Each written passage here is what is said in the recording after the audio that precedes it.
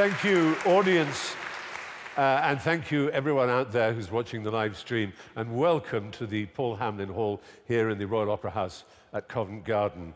I'm so proud and happy to introduce you to the Verdi versus Wagner, the 200th birthday debate. Here. It's an event I've been looking forward to for a long time, and it's just part of the Deloitte Ignite Verdi Wagner 200th Birthday Festival. We have two august and eminent advocates for this debate, each passionate about their chosen composer and determined to persuade you that theirs is the greater genius. First, we have Norman Lebrecht. He is one of Britain's leading cultural commentators and critics, a novelist, author of 12 books on music, and he will be advocating tonight the cause of Giuseppe Verdi, or Joe Green, as we know in English. You will know Joe Green, of course. He's the man who wrote this.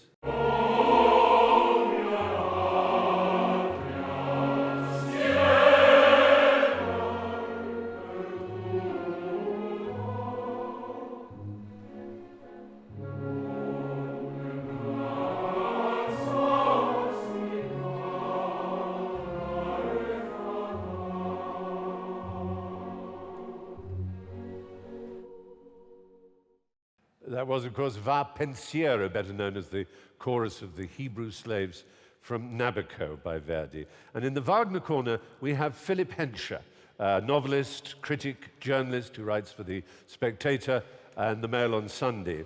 You may think you don't know much Wagner, but you'll sure as heck fire know this.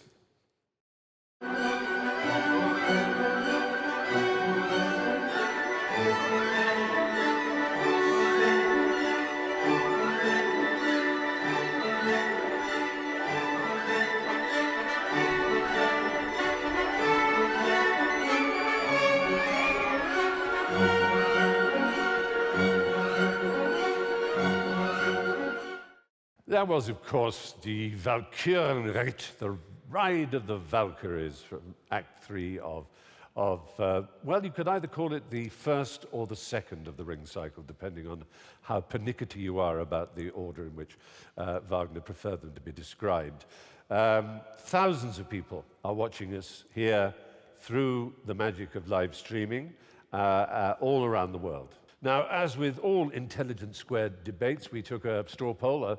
We asked people on the way in whether they were more disposed towards Wagner or towards Verdi. And they will have the chance to vote all over again once they have heard the advocates for the respective composers and the debates and the arguments that they've put forward. To illustrate their points and help persuade you out there, and you in the hall in particular, as you're the voters, naturally, we need to hear some of the music. And wouldn't it be great if we could hear it live? So please welcome the South Bank Sinfonia and their conductor, Philip Wynne Griffiths. Paul Wynne Griffiths, I beg your pardon. Too many Philips.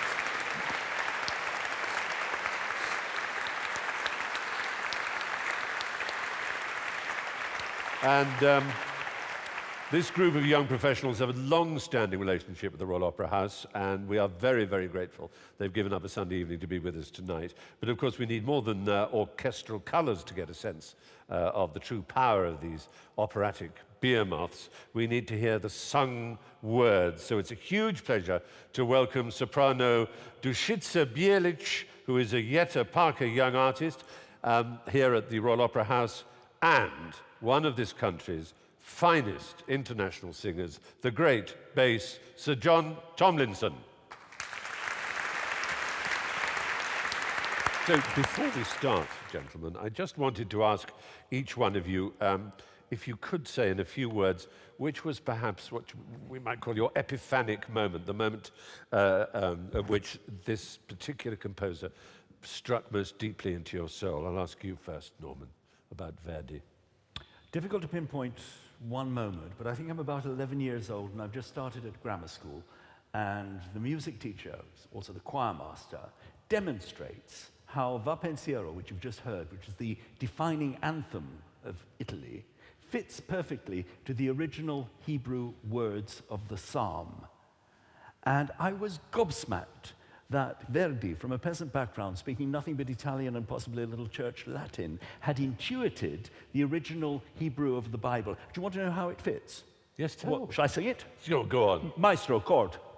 Can we have a A sharp? Can we have an A sharp?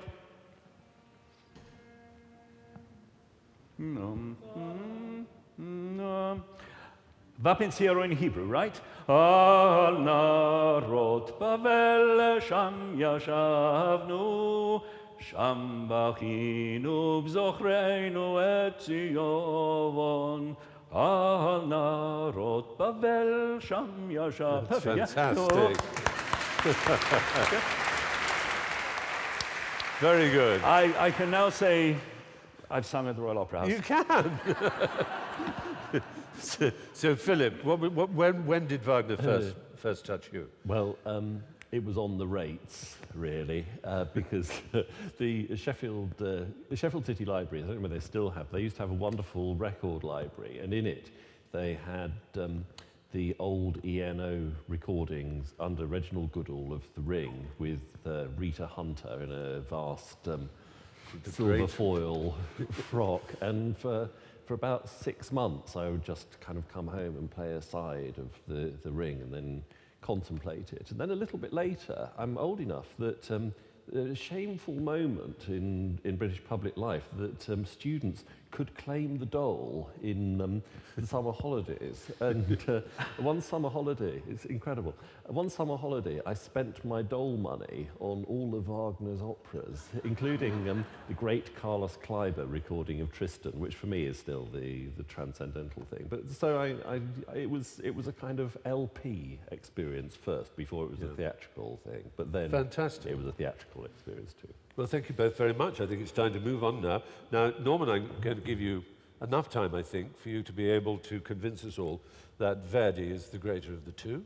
And so if you'd like to stand and begin your address. Maybe I'll start from a seated position and Absolutely, work your myself choice. up. Ladies and gentlemen, thank you for coming. I am operating here against several very considerable disadvantages. First of all, my distinguished opponent, who proposes to play the entire ring for you on the piano until you surrender. Then my chair, who is, as you know, a card-carrying Wagnerian. But as honest as the day is long. Honest as the day is long, very possibly, but I took a look at his party card, and its number is almost as low as Michael Portillo's. Against these two very considerable disadvantages, I also have your own inner feelings. As you entered these premises, this hall, the former Alberto Villar Hall, as you entered, you were asked which you preferred, Verdi or Wagner. And if you were sure that nobody was listening, you said Verdi. But if you wanted to impress your partner, you said Wagner, didn't you? I could see a lady in the fourth row, yes. You did, didn't you? Because you thought, that's going to make me look a better person. It's going to make me look more intelligent, more appreciative. I can do the big things, whereas Verdi has been the object of a vicious propaganda campaign and written off as just another Italian tunesmith, an organ grinder to Wagner's pantheon of sound. So we're operating against that prejudice as well, and indeed Verdi himself was operating against that prejudice, even though he enjoyed success before Wagner in 1842 with Nabucco. He started earlier, he was the first to get going. From the middle of his life, from the 1860s, we'll come to that in a little while, he was forever being berated by his own Italians for not being more like Wagner. Wagner was the monkey on his back. So in a sense, some of the argument that I have to present tonight is the argument that Verdi himself was presenting against the Wagnerian tendency, against the Wagnerian superiority. So these are quite considerable opponents, ladies and gentlemen. I don't underestimate them, and you know, if I will be happy to get away with a 2-1 majority tonight. I think we need to define terms. What do we mean by Verdi versus Wagner? You can't actually say one's music is better than the other because they are so different, and anyway, you can't compare music at this level. What are you comparing? You're comparing apples and peaches, aren't you? I mean, if one was going to be a little unkind to Wagner, you'd say it was Granny Smith's against some luscious Italian fruit. But no, we won't be let's not be unkind to Wagner. It's not that kind of event. We'll be very polite to him. Studiously polite. What are the terms, then, by which we can judge these two great summiteers of their art? Because there is no greater figure in Italian opera than Giuseppe Verdi, and no greater figure in German opera than Richard Wagner. And what I would propose, I hope my distinguished opponent will agree, is that we look at two criteria. One is how each of them changed the course of music, certainly of their own art form, and the other is how each of them changed the world. Let me perhaps begin with a little bit of biography, just to get us up and running. I don't suspect that you've all swallowed Grove before you came in. Both are born in 1813, Wagner in May, Verdi in October. Wagner is a city boy. He's born in Leipzig. Verdi is born in a village, practically scrubland, a really nondescript place called Le Roncole. And he is born into a family that, as they say, has seen better times. And there's probably nothing worse than to be born into a family that feels itself on the slide. They once owned a lot of property, they now earn very little. And they are practically living a peasant existence, dependent to some degree on charity for their survival. This is not a good environment in which to grow up, but fortunately it catches the eye of a man called Antonio Barezzi in the nearby town of Bosseto, and Barezzi sees his talent and supports the boy and puts him through school and then puts him through conservatory, and then Verdi goes and marries Barezzi's daughter, Margherita, and is looking forward to live happily ever after and to settle down and write operas. And he starts doing that without any impact at all. He's 26, practically a grandfather in Italian terms, before his first opera gets staged. Every major Italian composer has had an opera on stage at around 20 or 21. Verdi waits until 26 before he gets there, and it is, of course, a flop. So he decides to take the family to Milan, because that's clearly where opera is going to be, where his fortune is going to be made or broken. And three fateful things happen. First of all, his little boy, 17 months old, dies of a childhood illness. They come to Milan, and his daughter falls sick, and his wife pawns her few jewels to try and keep the family together. The daughter dies. Finally, the worst blow of all, his wife dies. He is in his late 20s now, and he's totally bereft. And he has two choices. He can go back to the village, or he can write Nabucco. Well, we know what he did. He wrote Nabucco. And the effect in 1842 of Nabucco is enormous. It resonates still to this day, because with Nabucco, with Va Pensiero, he defines the Italian aspiration of nationhood, but not in a nationalist sense. The key thing to remember about Verdi is he is never a narrow nationalist, and the proof of it is the story that he takes for Nabucco, which is the story of the Hebrew slaves in Babylon. They've been expelled from their land. They are scorned. They are, in Handel's term, despised and rejected. And they are the downtrodden equally of Europe.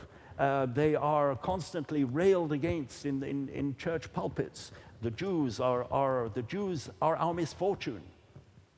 Verdi is the first European composer to make an opera of the fate of the Jews and to use that as a paradigm for the fate of all oppressed people in Europe and in the world.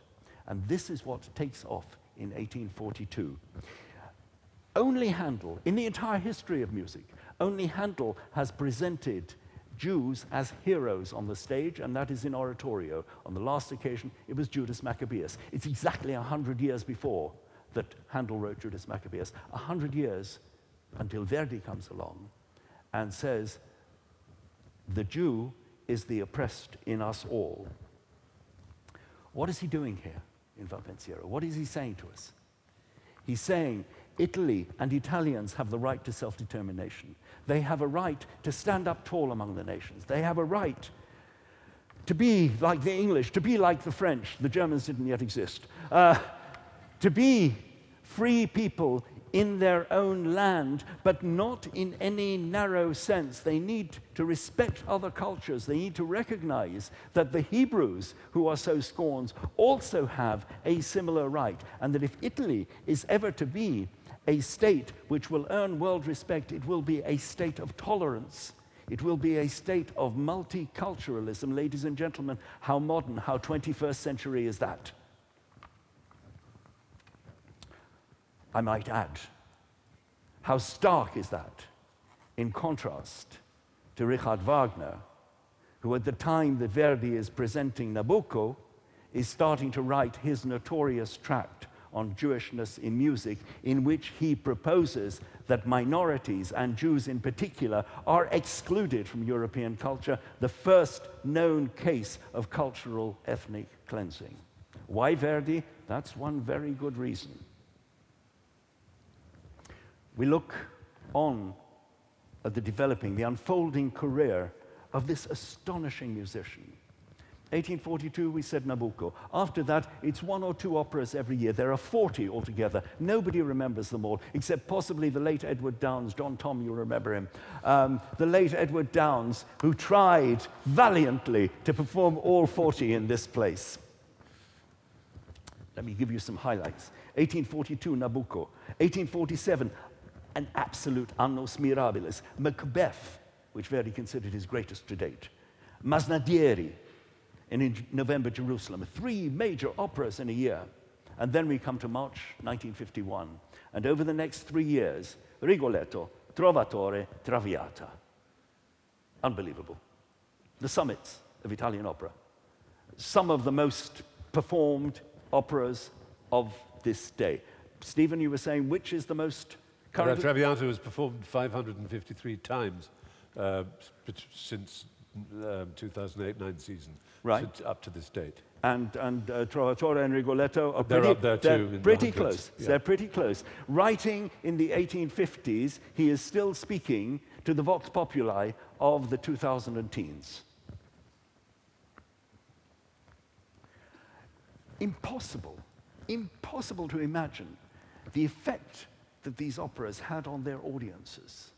In one of the lesser-known operas, there is a scene where the hero jumps off a balcony, and people in the audience got so excited by this that 2 of them jumped off the balcony into the orchestra. Fortunately, no musicians were harmed in the making of this production, we're told. You can't be too sure about the reporting from Italy. He was the most extraordinary perfectionist. For Macbeth, there were 100 rehearsals, unheard of in 1847. There were 3 months of piano repetitions before he was satisfied that the sleepwalking scene was right. There were 150 sing-throughs of the soprano-baritone duet. Brought the house down, of course. He was the ultimate professional. He was the complete non-compromising musician who knew the value of everything that he was doing, who felt every time, almost every time he has a premiere, and you look in his letters, he writes afterwards, un gran fiasco. Failed again. I'm going to have to go back to the village. No, I'll go back to the desk tomorrow morning and write another one. Every time he thought he was a complete failure, and every time that he did think he was a complete failure, his operas were being taken up in London, in Paris, and across Europe. In fact, he was very fond of London, much preferred it to Paris. But let's leave, don't let that influence your votes. Please delete that, my lord, from the record. Let me give you a little demonstration. If you want to tune up underneath, that's all right, because you'll be playing in a second. Let me give you a little demonstration of just how far he advanced the arts. And what I'm going to give you, what the South Bank Sinfonia is going to be giving you, is under Paul Wynne Griffiths, is the overture to Il Forza del Destino, which is finally presented after several revisions in 1862, so it's middle period Verdi. And he gives us an 8-minute overture of a kind that would have been inconceivable before this time. You could not imagine his predecessors in Italian opera, Rossini, Bellini, Donizetti, writing something like this. What they were giving you in their overtures were little snippets of the arias to come. They were giving you a précis of the delights that you can expect. Verdi is doing a bit of that, but he's doing much more. He's writing atmosphere. He's writing character. He is a novelist. And he's also writing music that anticipates the art of film score writing. Maestro.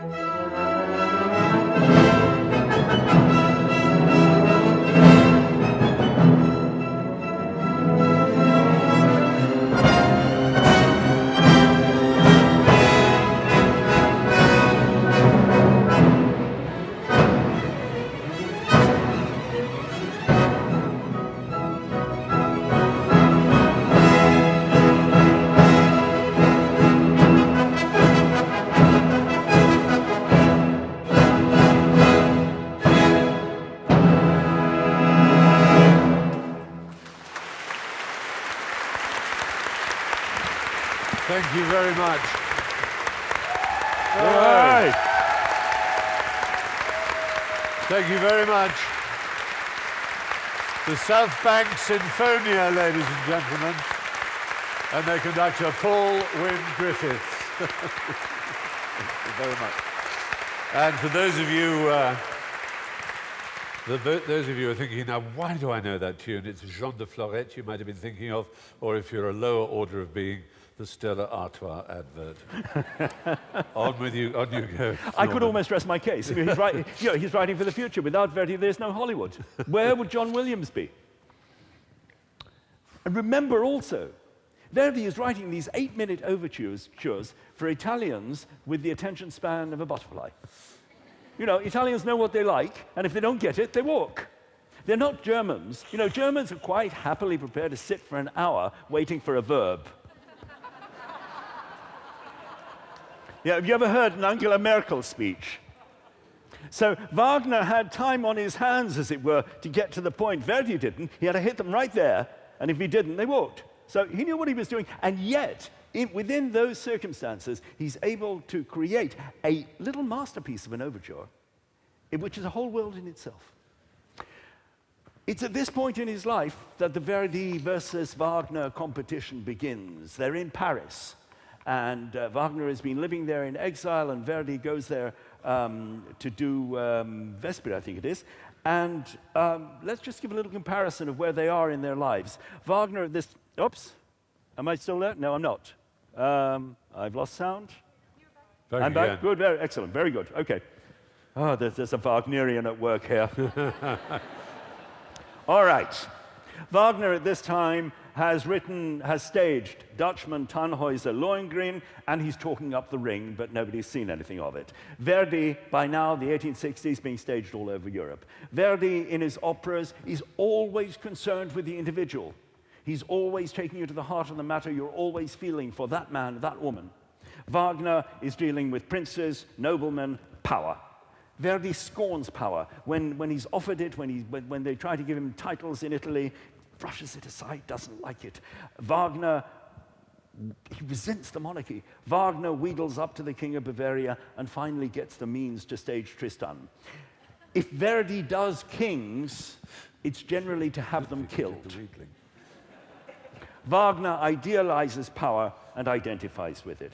So Verdi is in Paris staging Don Carlo. And what do the critics say the next morning? Why can't he be more like Wagner? And he replies, what luck to end up after 35 years hard work as an imitator of Wagner. If the critics had paid attention, they would have seen the same kind of trio as in Hernani, the same sleepwalking scene as in Macbeth. He is himself. Critics, huh? What do they know? He then adds, there's nothing wrong with admiring Wagner. Note.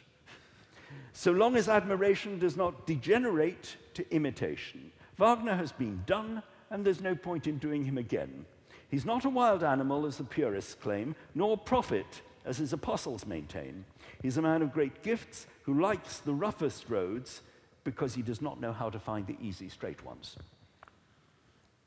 Verdi sees himself as continuing and developing that long path of tradition. And he cries out, vi pare che sotto questo sole e questo cielo io avrei potuto scrivere in Tristano o la tetralogia.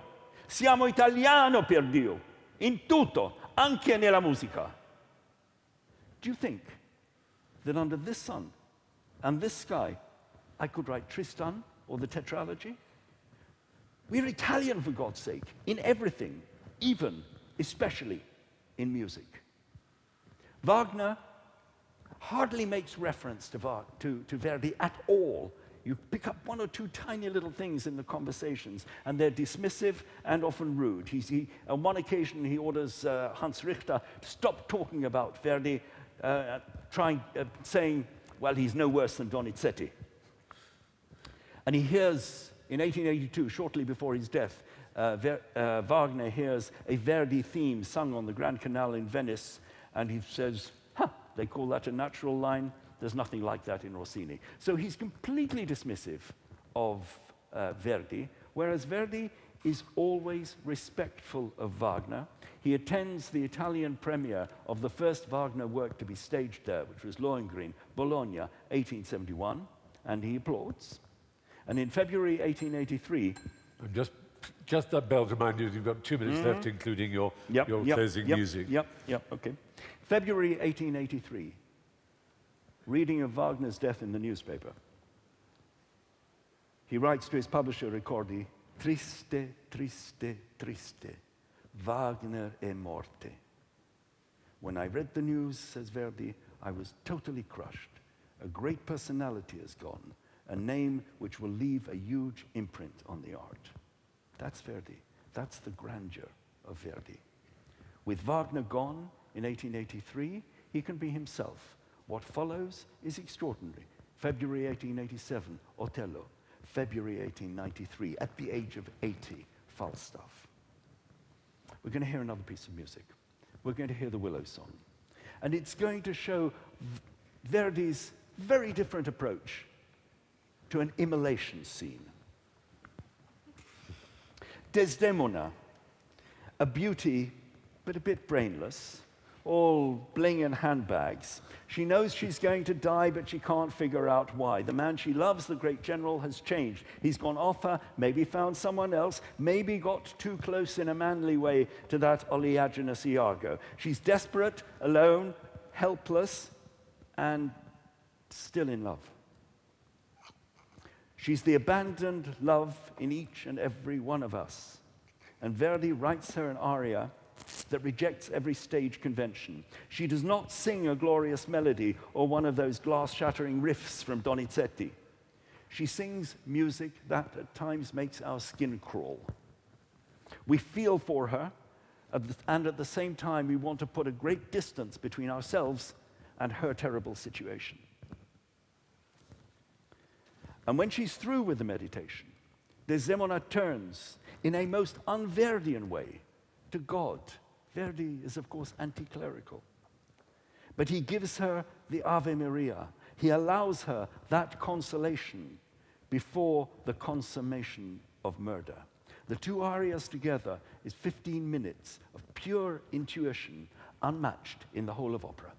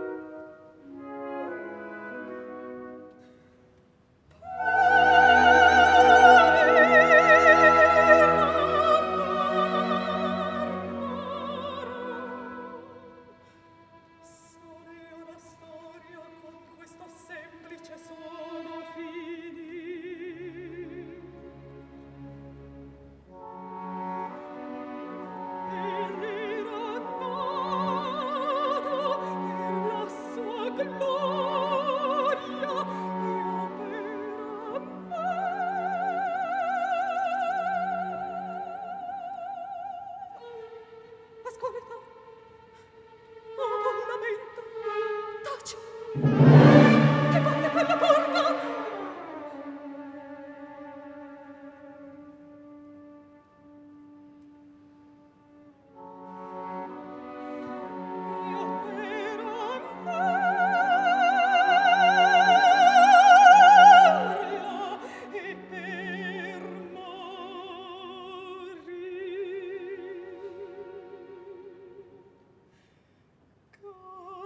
Cantiamo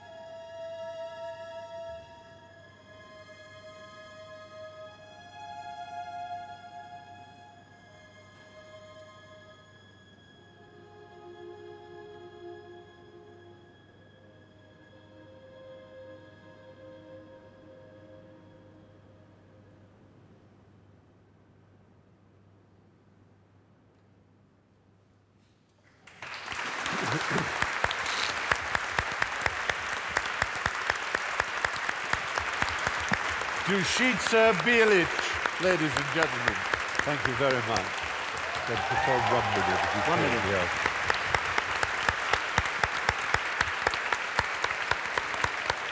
Thank you, Greg.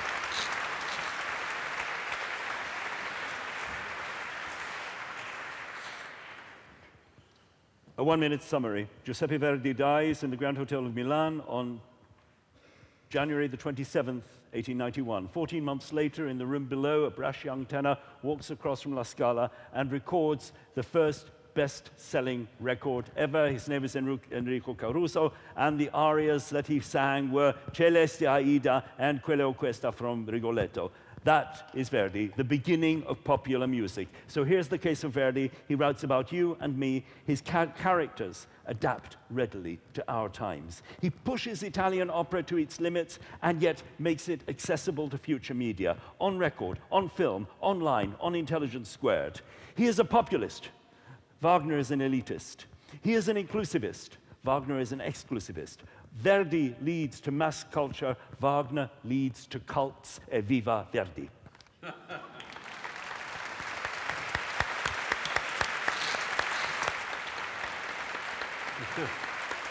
Congratulations, Norman.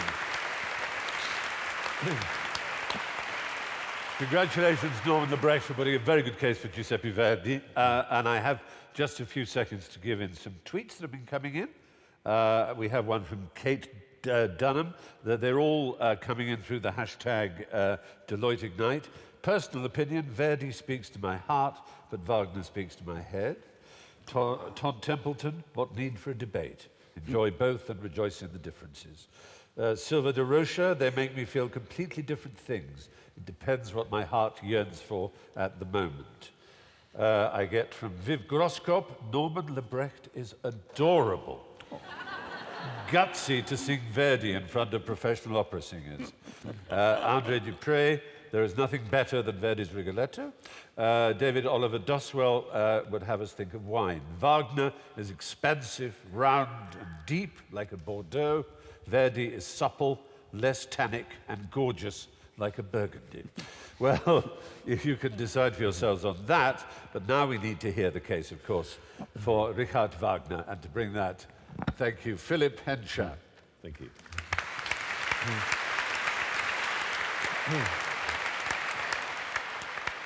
I'm going to take a slightly different approach to Norman in talking about what Wagner has to recommend himself to us, because after all, the 19th century was absolutely full of German nationalists, some of whom were undoubtedly extremely nasty.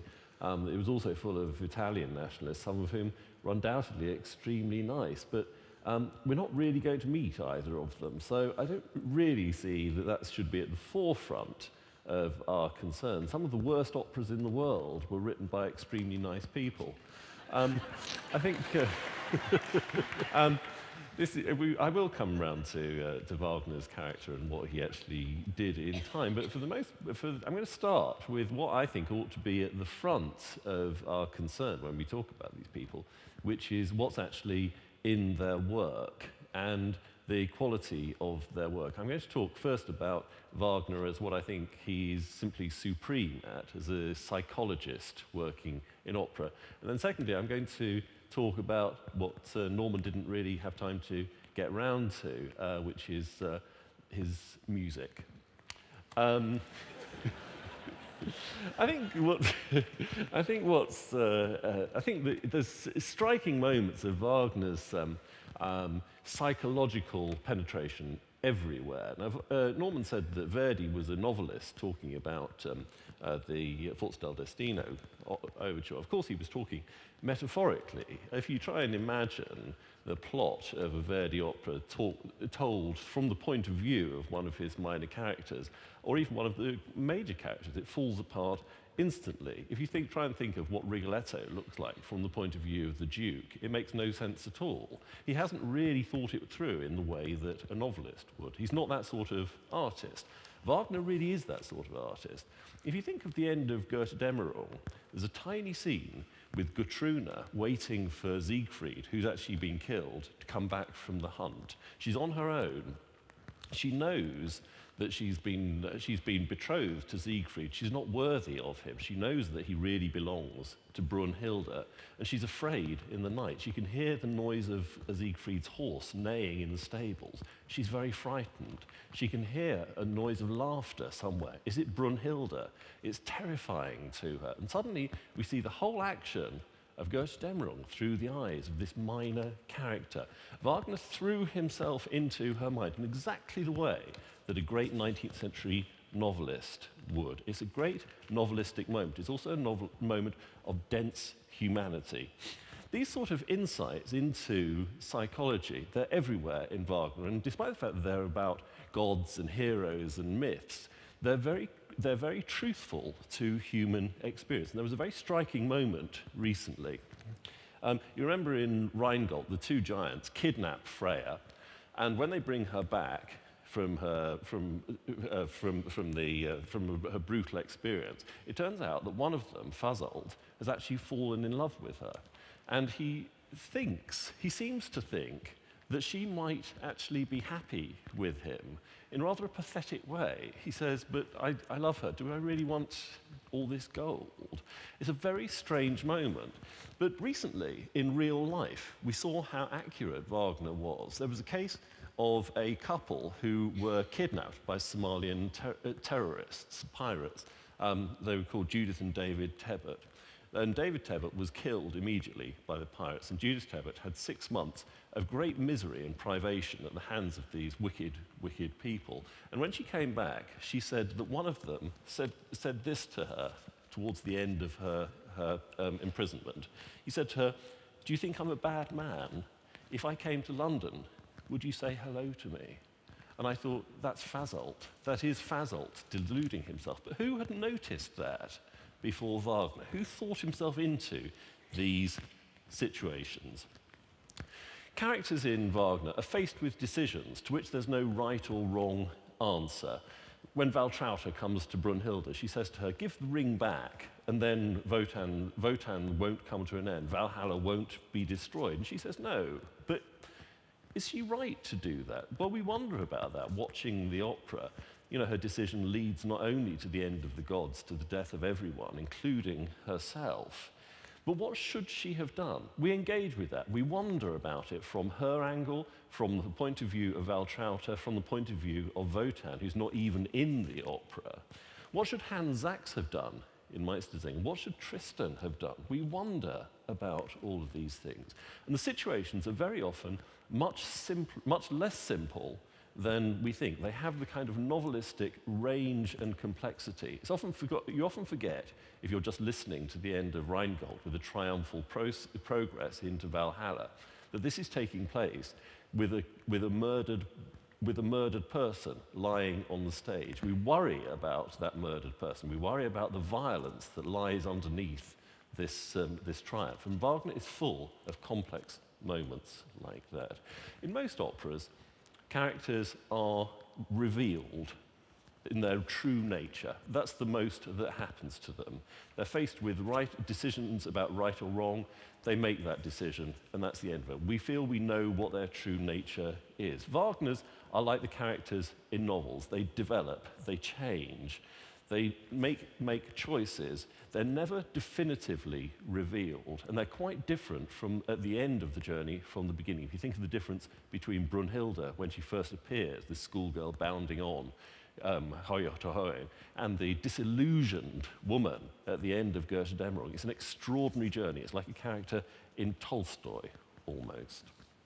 Now, I think one of the things that you can say about Wagner in defiance of the nice composer theory of who ought to be allowed to write operas, is that one of the things that he did gain from not being a very nice person was that he understood what lay behind people behaving very badly.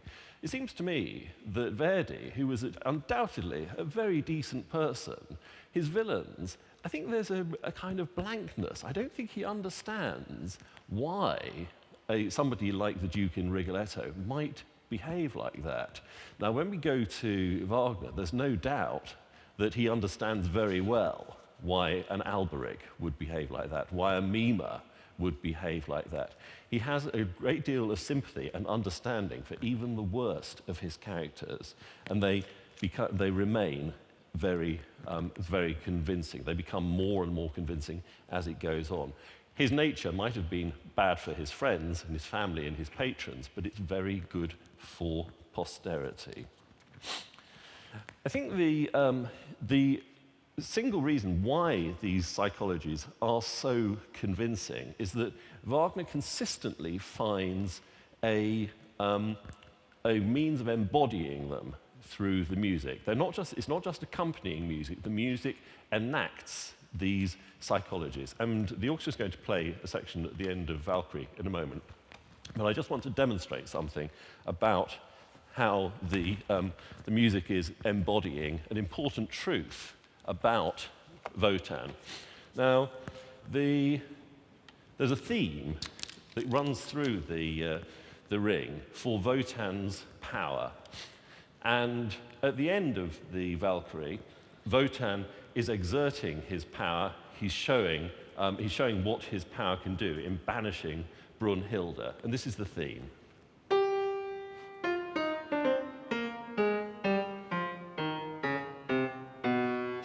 That's the spear. Now, the whole action of the ring turns on the moment when the father's power in the form of the spear meets the sword, which is given to the children and subsequently to the grandchildren. It meets twice. The first time, the father's power prevails and the sword is broken. The second time, at the end of Siegfried, the power of the grandchildren prevails and the spear is broken. But the spear, Wotan's power, is broken long before it's broken in real life. It's broken in the music. If we take that theme and we push it into a major key, it sounds like this.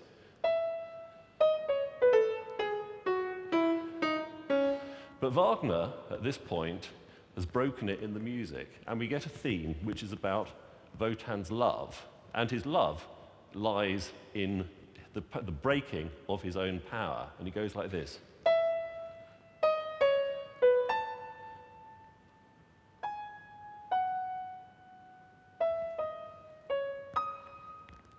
You see how the octave transposition breaks the power in half.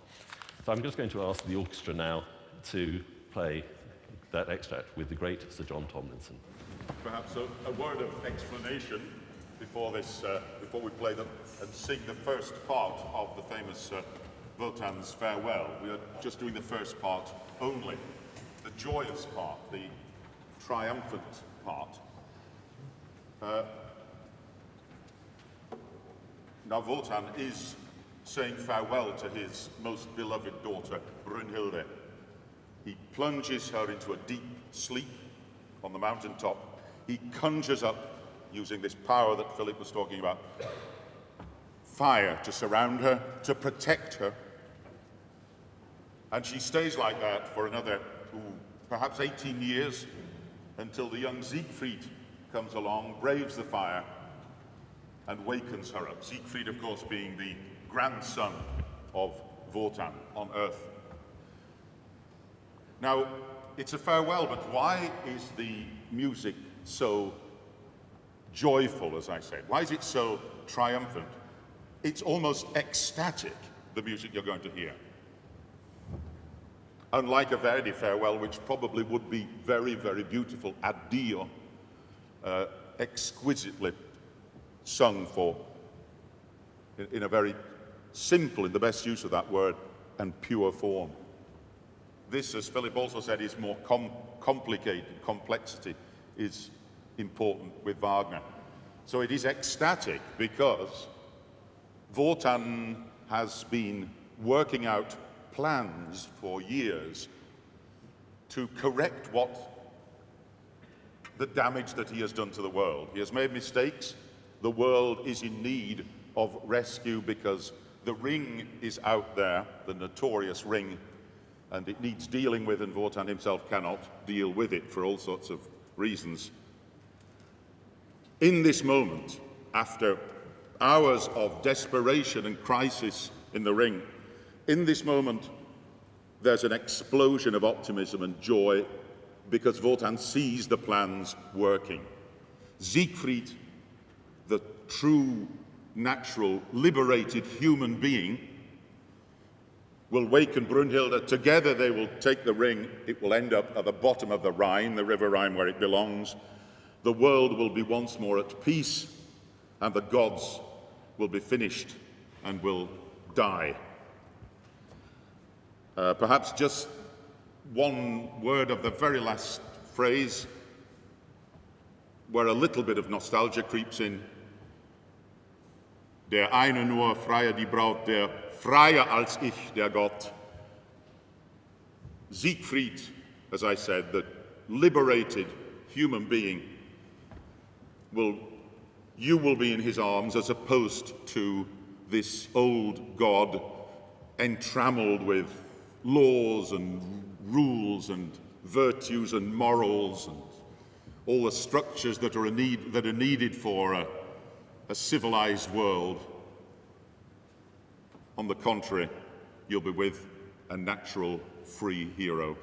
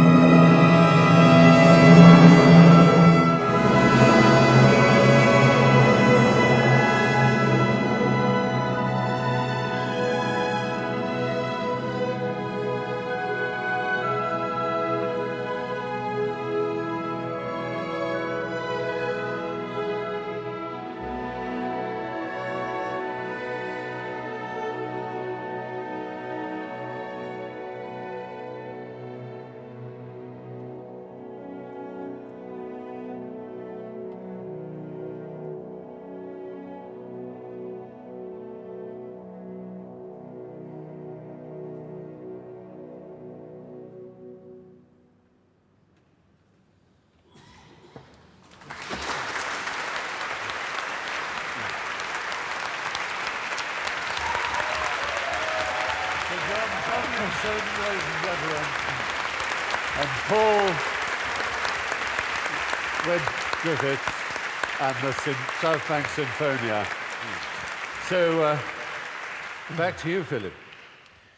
The key to Wagner, the centre of Wagner, why we're interested in Wagner, is the music. And no one has ever denied, I think, the power of Wagner's music. And I think both proponents and opponents raise it as the cause of their feelings. Debussy said in his music critic days, "It is hard to imagine the state to which the strongest brain is reduced by listening to 4 nights to the Ring. It's worse than obsession, it is possession. You no longer belong to yourself." Wagner foresaw that. When he was writing Tristan, he wrote to Matilda Wesendonck and said that he hoped that only bad performances of Tristan would take place because a good performance would drive people mad. And they have. People have been killed by Tristan, including the first Tristan. The Belgian composer Guillaume Lecoeur burst into tears the first time he heard the Tristan prelude. No, he fainted. It was Chabrier who burst into tears. I'm so sorry. A character in Buddenbrooks, Thomas Mann's Buddenbrooks, said years later when another character asks him to play the Tristan prelude, he says, "That is not music, that is chaos. It is a perfumed fog shot through with lightning." Now, what underlies all of this is a comparison between Wagner and another group of composers. It might be Bizet, it might be Verdi, and the idea is that those other composers are healthy. Wagner is unhealthy. It's as old as Nietzsche, who turned away from Wagner and said he wanted to go to Bizet. Wagner, I think, we feel that he just exerts too much control over us. And this argument is still going on. Last year, Peter Conrad published a book about Verdi versus Wagner, in which he said, "I have a feeling that Verdi's music is good for us." An extraordinary thing to say about a composer. I think one of the issues is that we don't observe this, the evil that takes place in Wagner's operas. We don't observe the transformations that are ceaselessly taking place in the characters. We take part in it. And that's because the art of transformation, the art of change, the art of corruption is at the heart of Wagner's musical endeavor. He said that the art of transformation was his deepest art. The drama happens in the music. It happens largely in the orchestra. It enables this music to take place on an unprecedented scale. Wagner's acts are not just music that happen to go on for an hour and a half, 2 hours, 2.25 hours. They're whole musical structures that are put together in an unprecedentedly skillful way through transformation. The orchestral music often acts as a sort of stream of consciousness. It renders the character's thoughts, even when it doesn't correspond to anything that's happening on stage. The first time Wotan thinks of a way forward at the end of Rheingold, which is to place the sword in the tree, the orchestra plays what will become the sword motif. Nobody on stage is talking about the sword. It is just going through Wotan's mind. At the end of Valkyrie, he thinks of who the hero is going to be that's going to carry out all these deeds. And what we hear in the orchestra is Siegfried's motif. Siegfried is just a fetus in the belly of Sieglinde at this point. We don't know his name, we don't know anything about him, but the orchestra knows all about him. I want to explain with a single example, which the orchestra is going to perform in a moment, how this thematic idea of the opera... Just to say, you've got 2 minutes before you introduce that prelude. Okay. The thematic idea descends deep into the music, and it's the Tristan prelude. And the great invention of the Tristan prelude is the way it deals with discord. Now, in music, a discord classically resolves. Not in the Tristan prelude. It goes on from one discord to another. It starts with this discord, and it moves to this discord. It moves to this discord. It moves to this discord, and so on. And so on. What it's doing is depicting the ongoing, unfulfilled desire. It's never going to be fulfilled. That thing is deep in the music, and it's constantly being transformed. Towards the end of the opera, at the beginning of the third act, it begins like this. Apparently a completely different, much more painful sort of music.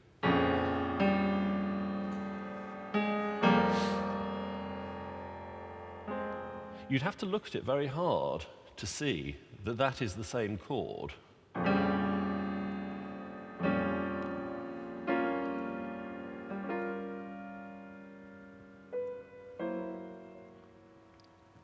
The transformation of music and the action of the opera are the same thing. And that is why that we have to talk about Wagner's music before we have to talk about anything else. The Tristan Prelude is at the pinnacle of not only what he achieved, but of what 19th century music achieved.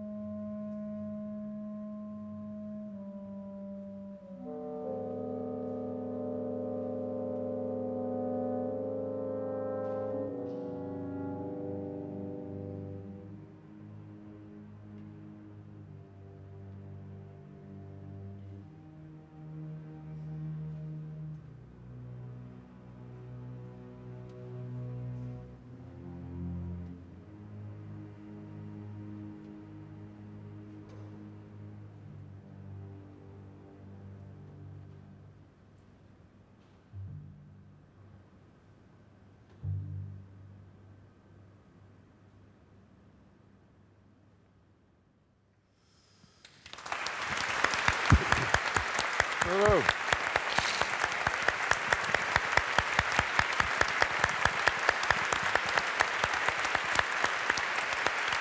Paul Wynne Griffiths and the South Bank Sinfonia. Thank you so very much indeed.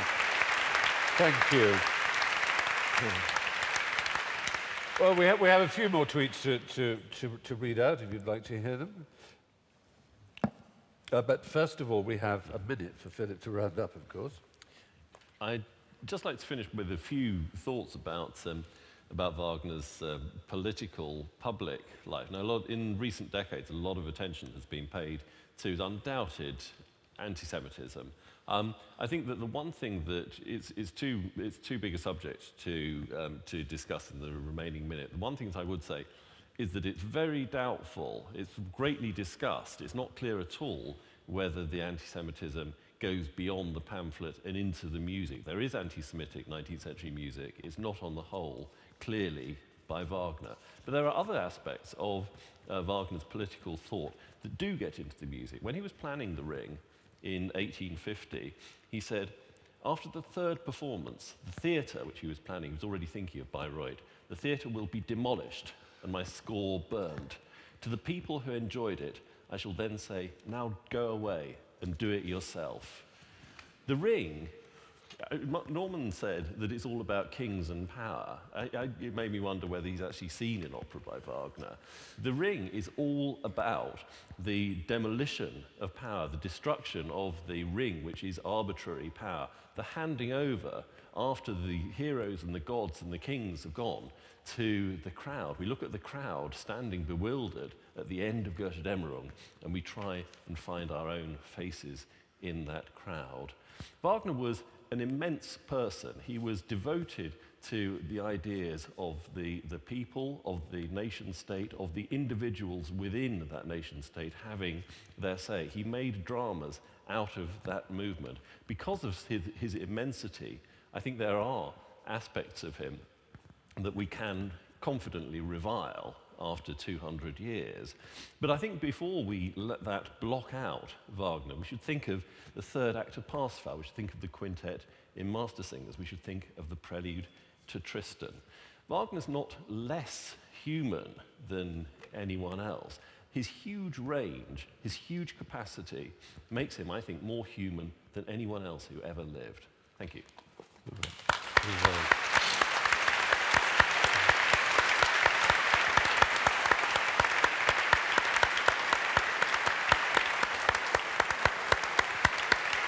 Well, you've had some supporting tweets in, it has to be said, Vidit, but it's hard to see how Verdi could win in a debate such as this.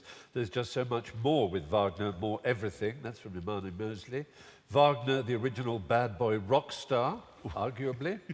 Nicholas Bryan said that. Wagner, by far the greater genius, amazing orchestration of melodies, James Stewart 3. Both composers are outstanding, but I've never known sheer power like the operas of Wagner. Now, I have the honor to be able to tell you the result of the straw poll as you entered. How did it go? Are most of you Wagnerians, most of you Verdi, most of you sitting on the fence? It is unbelievably close. This debate is going to be swinging on the smallest of margins. So, before anybody spoke, 32% favoured Verdi, 37%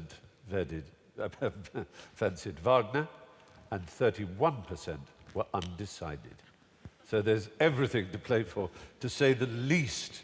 Now it's my chance to ask a question or two, possibly. One thing I just wanted to raise is a factual thing, and that's your claiming that Verdi was somehow the master of film music. I think it's almost indisputed that that's Wagner's role. In fact, there's a historic line from the second school of Vienna, Schoenberg and Berg and so on, but particularly Max Steiner, who was the genius who graduated from the Conservatoire there at the age of 15, went to London and then to to RKO, where he scored King Kong, and then to Warner Brothers, and he brought with him, there was Waxman, and there was Dmitri Tiomkin, and the greatest of them all, the man that Mahler, incidentally, let's not forget that Mahler said there are only two, Ludwig and Richard.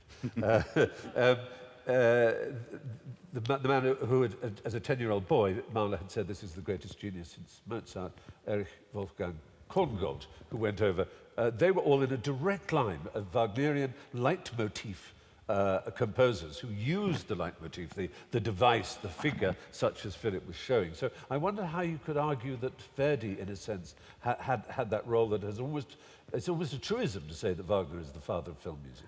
No, it's a truism to say Mahler is the father of film music through Erich Wolfgang Korngold. But no, let me underline the case then.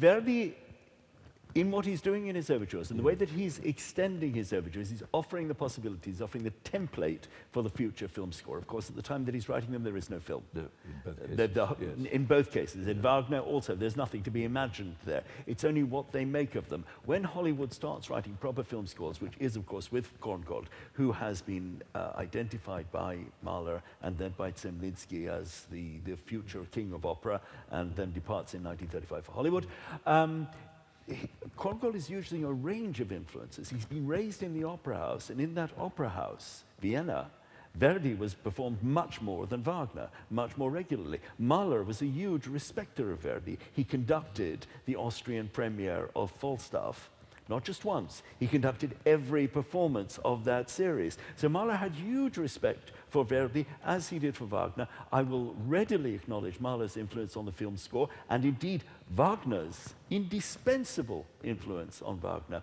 But I make the case for Verdi because it hasn't been made before. We do have to acknowledge those origins. No, that's a fascinating answer.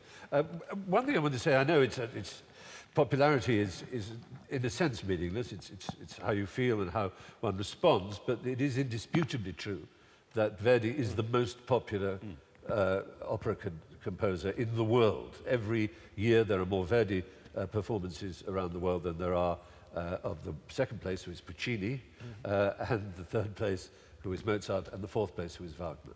And does that sort of make a difference? Does that mean that his closing remark, Norman's closing remark about it being somehow exclusive and you know, just for a sort of little conclave of intellectuals, that Wagner is actually not really for the people? Elitist is the word. Elitist is the word Well, I was looking for. you know, in the culture we live in, there's if you ask the man on the street to gauge the difference in exclusivity and elitism between Don Carlos and Goethe Demerol, they wouldn't really. I don't think they would really be able to say, well, that's, you know, that's down with the kids and that's for rich people. Also, I don't think that popularity is necessarily much of a guide to anything much. I mean, you know, 5 million people every afternoon eat in McDonald's, but the food is still better at the Maison Saison. But no, I mean, I'm not going to sneer at Verdi. Verdi's a great composer. He's a supreme composer in many ways. But there is certainly a sense in which Wagner's project has failed, in that he dreamt of a world where everybody would see the Ring and everybody would go away and think about their lives afterwards. But, you know, who could start from the position, I only want to write an opera for a few very rich and learned people? Certainly not Wagner. Wagner was very interested in the whole human race, I think. Yes. I ought to correct the calendar as well, that he did not go snivelling up to Ludwig II. It was Ludwig II who went snivelling up to him. The boot was on the other foot. Now, while I ask the next question, perhaps you could do me the favour of casting your vote. Now, you have here each, I hope, a card. You can tear it in half, but don't tear it in half if you still haven't made your mind up. If you've made your mind up, tear it in half and put the composer you most value in the bag or box or in the collection that will be coming round. So you'll put Wagner in the collection if he's the one you want to win, Verdi if he's the one you want to win. You'll keep the whole card in one position if you wish to abstain, and keep them both on an equal plane. So, while you're doing that, Can I just come back to Philip on that point?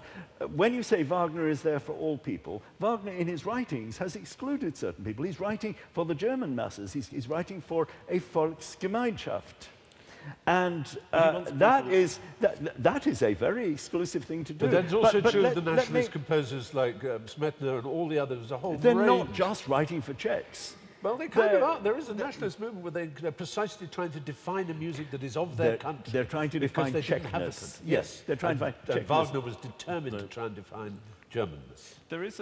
What Wagner wanted to do, I regard this as just as sinister as what you're saying. He wanted people to become German. He didn't want people to be excluded from the Germans. He really wanted to say, why can't more people be German? These people aren't German enough. We want them to be more German. It's an idealistic and absurd position, and I think it had, contemptible results. Well, except for those who could never qualify to be German, which he made a list of. Yeah.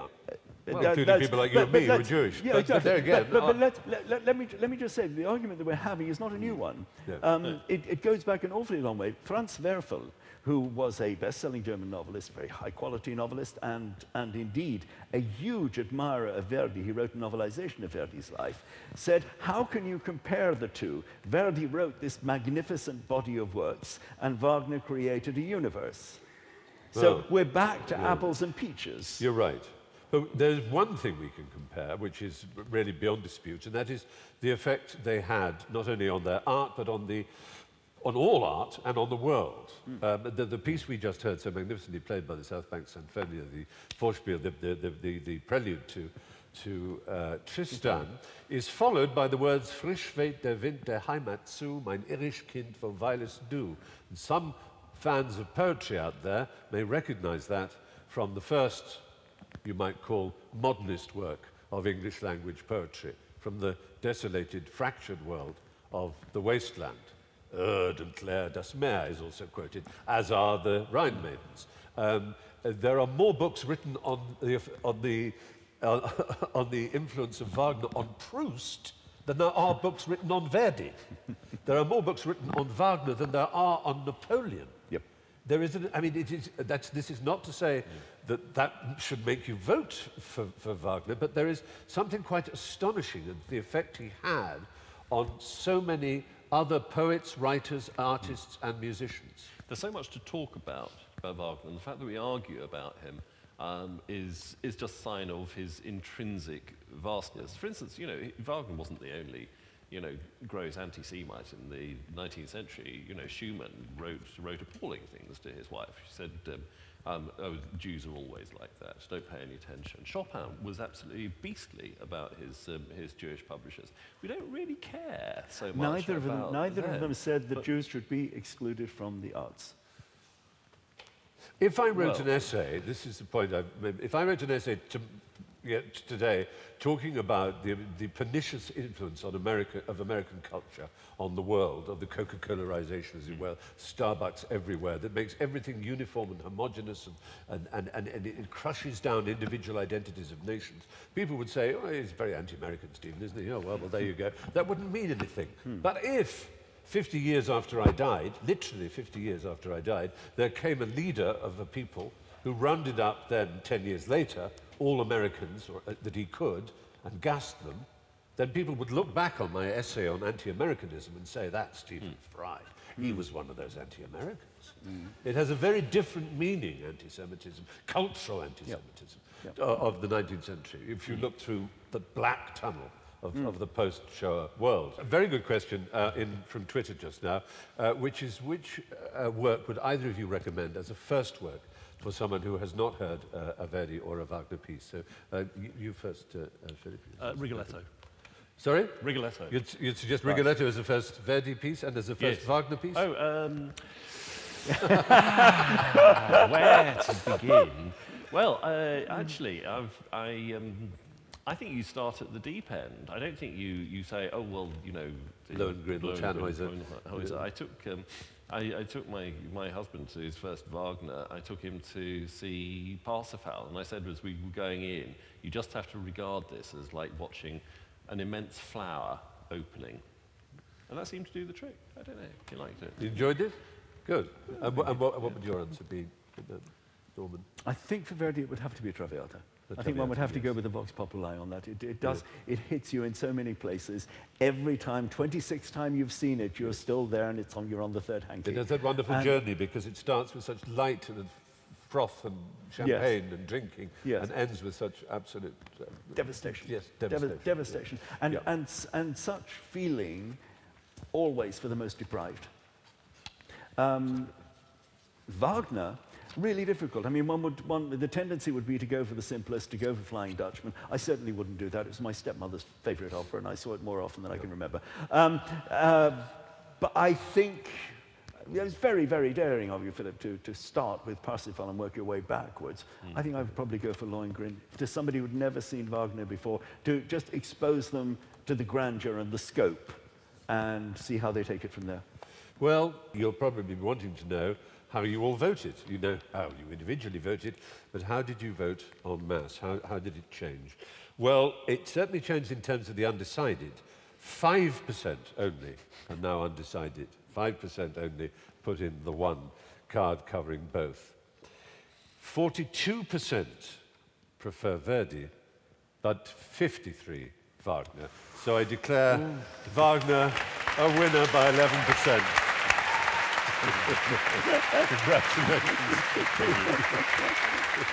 So I just really want to thank you all for being a marvellous audience. It's been a fantastic debate. And to play us out, I suppose we ought to hear from the winners. Sir John Tomlinson has very kindly agreed to reprise Lieb wohl, lieb wohl, lieb wohl, ladies and gentlemen. Farewell, Wotan.